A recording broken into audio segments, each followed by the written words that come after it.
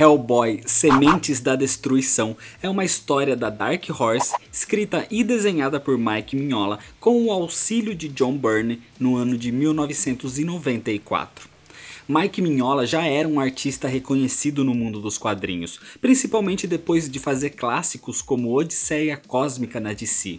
Mas a sua vontade era fazer a sua própria criação, e a partir de uma sketch de um demônio que ele costumava entregar em convenções, nasceu o conceito do Hellboy. Eu já fiz um vídeo dedicado à origem do personagem, por isso eu vou deixar o link para ele aqui na descrição. Depois de lançar 2 testes de poucas páginas, o artista pediu auxílio ao já consagrado roteirista John Byrne para iniciar a sua jornada com esse primeiro arco. Mas antes de continuar, se inscreve se você ainda não é inscrito, já deixa seu like nesse vídeo para não esquecer depois e me segue no Instagram, o link tá aqui na descrição. E hoje é dia de Sementes da Destruição, então vamos pra história, senta aí. Senta que lá vem a história.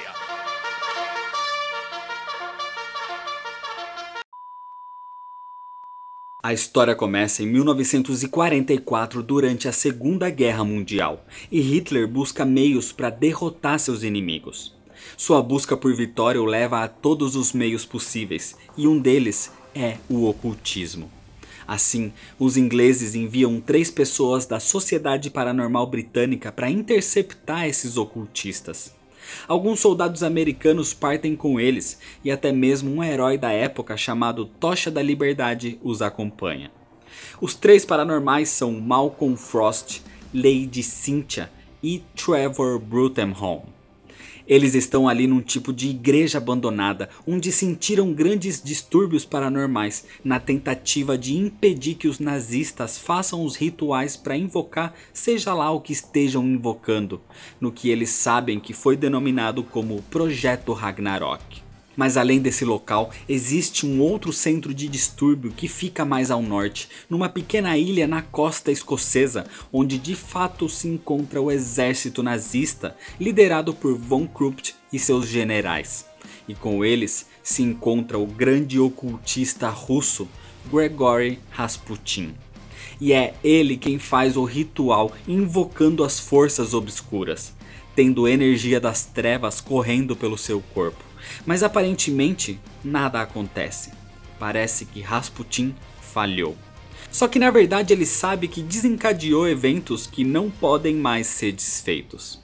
Ele prometeu um milagre a Hitler e ele cumpriu.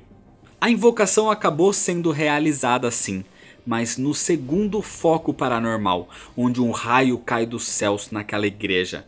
E ali, na frente da figura de Jesus, um demônio surgiu. Um filhote de demônio para ser mais exato.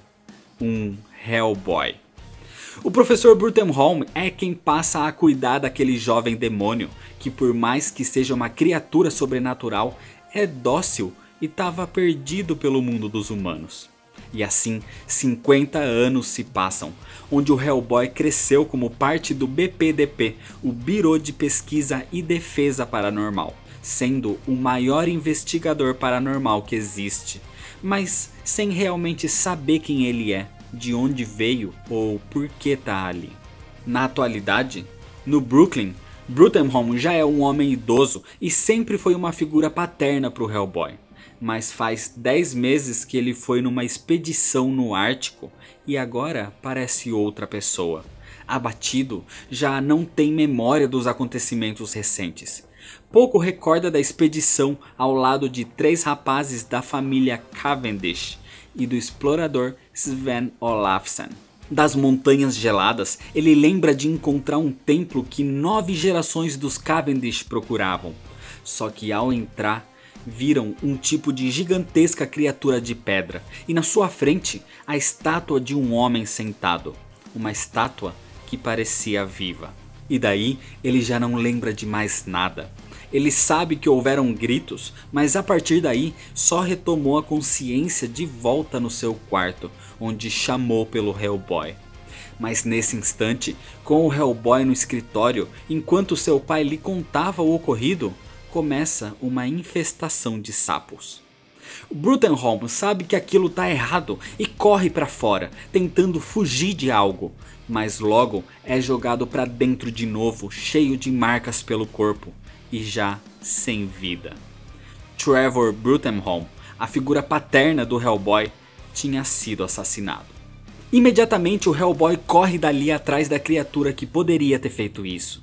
E explosivo, de pavio curto do jeito que é, ele se descuida no escuro e a criatura o ataca, revelando ser um tipo de réptil monstruoso, um sapo super desenvolvido que durante o ataque enrola sua língua no braço esquerdo do Hellboy, deixando-o com os mesmos machucados que o Professor Broom ficou pelo corpo, indicando que esse bicho é o assassino. Então, com o seu braço direito gigantesco feito de pedra, o demônio vermelho ataca aquele réptil. E com a sua arma, ele dá um tiro que para o monstro, derrubando-o, mas ao atingir o chão, ele praticamente se desfaz. Assim, passado o perigo, o Hellboy entra em contato com o BPDP, pedindo por uma equipe para investigar o que era aquela criatura e o que realmente aconteceu ali.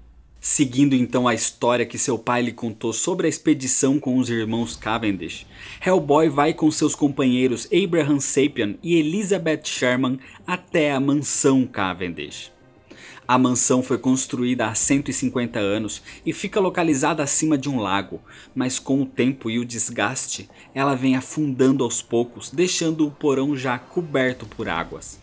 Ali, o trio é recebido pela Sra. Cavendish, a matriarca da família, que explica como Elihu Cavendish foi o primeiro que veio da Europa para os Estados Unidos, onde fez uma fortuna como caçador de baleias, e foi ele quem iniciou uma obsessão por buscar algo desconhecido no Ártico, depois de encontrar um estranho pergaminho pelas suas viagens marítimas.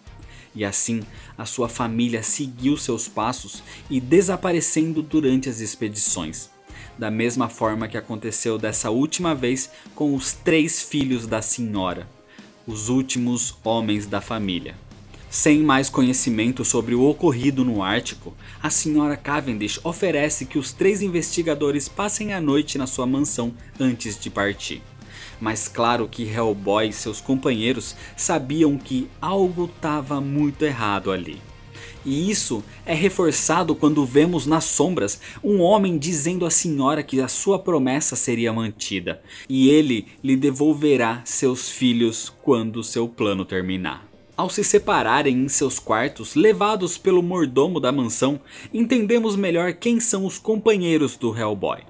Liz Sherman tem habilidades pirotécnicas desde os 11 anos de idade, quando seus poderes se manifestaram de forma incontrolada, o que acabou causando a morte do seu pai, mãe e seu único irmão. E desde 1979 ela integra o BPDP, onde vem aperfeiçoando e controlando as suas habilidades. E Abe Sapien foi encontrado por encanadores no subterrâneo de um hospital, onde estava dentro de uma câmara abandonada com a inscrição Ichthyosapien, algo do tipo anfíbio inteligente, com data de 14 de abril de 1865, a data da morte do presidente Abraham Lincoln. Por isso, o nome Abraham Sapien. Por ser uma criatura com a aparência diferente, ele entrou disfarçado na mansão, e com as dúvidas sobre o que realmente está acontecendo ali, ele mergulha no lago abaixo da mansão para fazer a sua investigação particular. Hellboy então entra em contato com Liz no quarto ao lado pelo telefone, e comenta sobre como aquilo tudo parecia estranho, até que sapos surgem no quarto de Liz. Os mesmos sapos que apareceram antes da morte do Professor Bruttenholm. O Hellboy então sabe o perigo que ela corre e parte para lá, mas no caminho encontra o mordomo da Sra. Cavendish. E esse homem é Sven Olafsen, o explorador que foi para o Ártico com o seu pai. E ao ser confrontado pelo Hellboy, o homem se transforma na mesma criatura que o atacou anteriormente, aquele réptil gigante que matou o Professor Broom. Uma luta entre os dois se inicia e o Hellboy consegue vencer o combate. Só que estava mais do que claro que algo de muito bizarro acontecia ali, e que a morte do Professor Broom estava relacionada àquela mansão. Então quando o Hellboy vai para o quarto da Sra. Cavendish, ele a encontra morta, da mesma forma que encontrou seu pai, com feridas pelo corpo e já sem vida. Só que ao seu lado tá o real responsável por isso. E das sombras surge Gregory Rasputin, o homem que invocou o demônio há 50 anos atrás. Uma voz que, mesmo depois desse tempo todo, o Hellboy ainda reconhece. Rasputin diz que eles devem se juntar para criar um novo mundo, comandado pelo seu mestre. Mas ao se negar, uma criatura cheia de tentáculos surge para atacar o Hellboy. Ele tenta se soltar, mas Rasputin diz que ele deve obedecê-lo, e assim ele lhe contará quem o demônio realmente é. E com o poder que ele possui na sua mão direita, eles iriam remodelar o mundo. Só que se ele se negasse, então ele deveria morrer. Rasputin revela que a serpente dragão Ogdru-Jahad, conhecida como as Sete Bestas, sussurram para ele, e que ela iria começar um novo mundo com o seu poder. Por isso, Rasputin fez o ritual que iria libertar as Sete Bestas, o ritual que acabou invocando o Hellboy. E esse é o seu destino, é para isso que ele tá ali. Só que o Hellboy diz que não tem interesse nisso, e dá um tiro bem na cabeça do seu inimigo. Mas como se aquilo não fosse nada, Rasputin continua vivo e se regenera automaticamente. Ele não morreria tão fácil, ele já foi envenenado, baleado, jogado num lago frio, mas a serpente o chamou e todas as vezes ele voltou dos mortos para cumprir o seu propósito, o de comandar a queda da humanidade. Mas o Hellboy não tá muito afim de fazer parte desse plano não, mesmo que Rasputin diga que ele não tem escolha e que esse é o seu destino. E nesse instante, aquele réptil gigante que ele pensava ter derrotado volta para atacá-lo. Sven Olafsen, transformado por Rasputin nesse monstro, num novo tipo de civilização que o monge insano pretendia criar. Ele fez o mesmo com os filhos da Sra. Cavendish, mas eles eram fracos porque ainda tinham um resto de humanidade. Só que isso se foi no momento em que ele ordenou que matassem a sua própria mãe. Sven é muito forte e esse monstro acaba superando a força do próprio Hellboy e assim parece vencer a luta.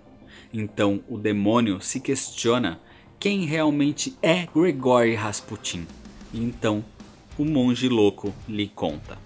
Depois de boatos que tinha sido morto na sua terra natal, o russo se escondeu na Europa, pregando a quem ousava se aproximar dele, ensinando sobre o Ragnarok e sobre a profecia do Apocalipse trazido por Ogdru-Jahad.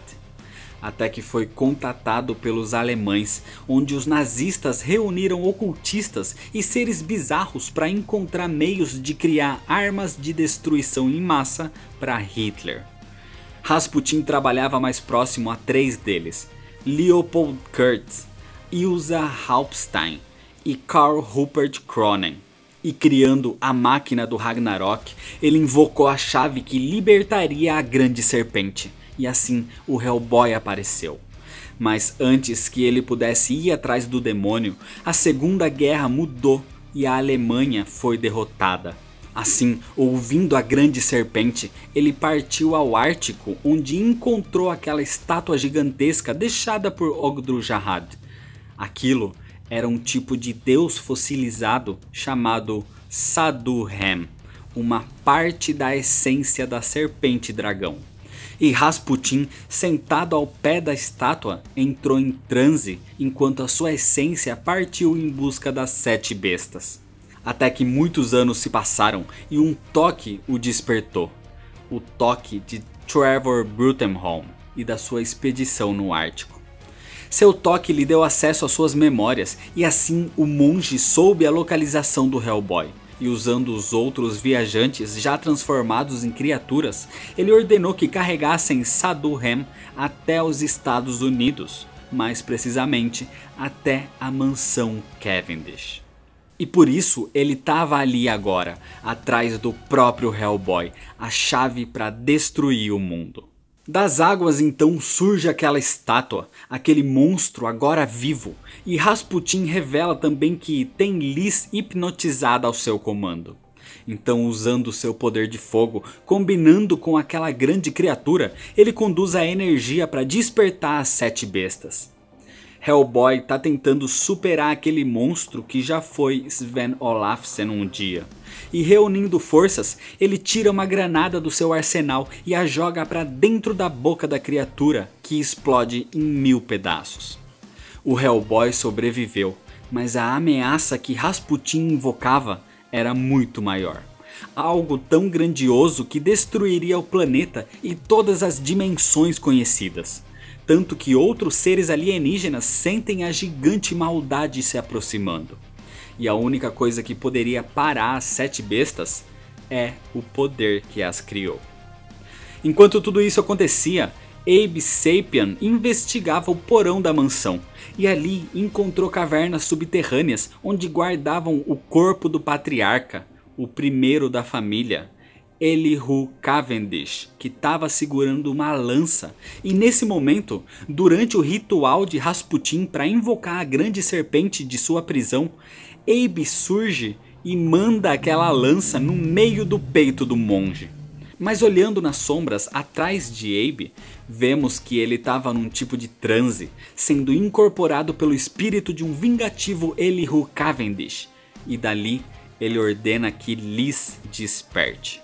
Assim, Rasputin perde o controle sobre ela e o gigantesco poder de Liz explode no meio do ritual, acabando com a invocação. E antes dela desmaiar, Abe a recupera e foge dali ao lado do Hellboy. O poder de Liz acabou com Sadhu-Hem e as pedras da mansão Cavendish começam a cair. Todo o lugar começa a desmoronar, mas Rasputin tenta uma última investida, dizendo que o destino do Hellboy é esse, acabar com o mundo. Mas o Hellboy diz que ele não pediu aquilo, não pediu para ir para a Terra e não deve nenhum favor ao mago. E independente do que ele diz ser o seu destino, a sua vida só depende das suas próprias escolhas. E com um grande golpe da sua mão direita, ele estraçalha Grigori Rasputin, que praticamente se desfaz, jurando que esse não é o fim. E assim, a mansão cai por completo, acabando com a história dos Cavendish. Já a salvo, Abe diz que não se lembra do que aconteceu depois que encontrou o que achava que era uma estátua de Elihu Cavendish. Enquanto Liz se sente muito bem, como se tivesse se livrado de algo dentro dela. E o Hellboy fica bem, mas com o suposto fim de Rasputin, ele não vai poder saber a sua real origem por enquanto. Mas ele sabe que isso não é o fim. Ainda mais quando vemos os 3 companheiros de Rasputin ressurgindo no final de tudo. E é desse jeito que termina a história. Sementes da Destruição é o início de tudo, o primeiro arco de histórias lançado que apresentava de fato o querido Hellboy, além de já pincelar sobre o BPDP, sobre seus companheiros e sobre seus inimigos. A história apresenta de tudo um pouco do que vai ser o Hellboy daí pra frente, uma trama envolvendo mistérios, terror, sobrenatural, comentários sarcásticos e bem-humorados e principalmente o lado humano de um demônio. A dualidade entre a aparência bruta com a bondade nas suas escolhas é a essência do personagem e da grande parte de suas histórias. O roteiro é ótimo, envolvente, te coloca incógnitas que te responde logo em sequência, mas deixa muita coisa em aberto para te fazer a relação no futuro. Então tem muitos comentários aqui do que o Hellboy já viveu no passado, por exemplo, que é de fato mostrado pra gente em publicações futuras. A cronologia das histórias do Hellboy não é exatamente linear. Às vezes, pequenas histórias vão preenchendo buracos e lacunas, e no final de tudo, acaba fazendo sentido, o que acaba sendo bom porque torna a leitura atemporal. A narrativa é muito fluida e os personagens são extremamente cativantes, o que faz com que você queira conhecer mais desse mundo. E não só do protagonista, mas Abe Sapien, por exemplo, é por muitos escolhido como preferido. A arte do Mike Mignola é um ponto extremamente positivo. Primeiro por ser algo muito único, que só de bater o olho, para quem já conhece, sabe que é feito por ele. Mas o jogo de sombras que ele usa aqui é ideal para a trama. Carregada de mitologia, de folclore com muita inspiração em H.P. Lovecraft, esse estilo de sombra mais pesado te insere muito bem na sensação obscura da história. E as cores também são um grande destaque, porque normalmente são frias, mas com o Hellboy vermelho se sobressaindo na página, podendo até mesmo ser uma alusão à dualidade entre luz e trevas.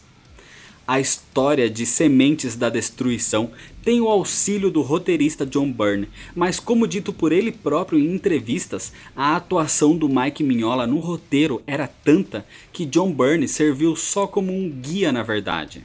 O mérito maior é do seu criador, que a partir daqui passou a fazer sozinho roteiro e arte das próximas publicações. O primeiro filme do Guillermo del Toro é fortemente baseado nesse arco e acaba adaptando muito bem a HQ. No Brasil, o Hellboy é totalmente publicado pela editora Mitos, em diversos formatos e com diversas publicações, como é o caso dessas edições históricas. E a Mitos acabou de anunciar um novo lançamento em formato Omnibus, um tamanho um pouco maior, com 372 páginas e capa cartão, que compila 5 arcos num único material. Sendo que a editora já prometeu que serão 4 volumes contemplando todas as histórias da série regular. Então vale a pena dar uma olhada para quem quer conhecer mais sobre o personagem ou até mesmo ler algo antes do novo filme que está sendo lançado agora em 2019. Por isso eu vou deixar o link para compra desse quadrinho aqui na descrição.